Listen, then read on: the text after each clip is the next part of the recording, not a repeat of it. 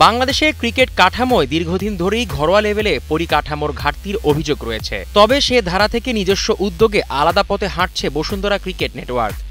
আধুনিক সুযোগ সুবিধা, আন্তর্জাতিক মানের কোচিং এবং কাঠামোবদ্ধ প্রশিক্ষণের সমন্বয়ে তারা তৈরি করছে এক ভিন্ন রকম পরিবেশ, যেখানে প্রতিটি তরুণ ক্রিকেটার পায় উন্নত হয়ে ওঠার পূর্ণ সুযোগ।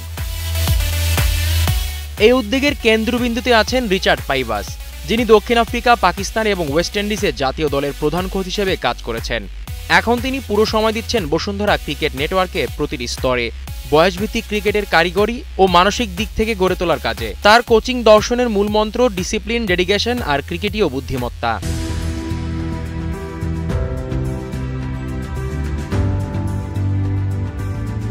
প্রতিদিন সকালে ও বিকেলে 2 সেশন করে চলে নিবিড় প্রশিক্ষণ।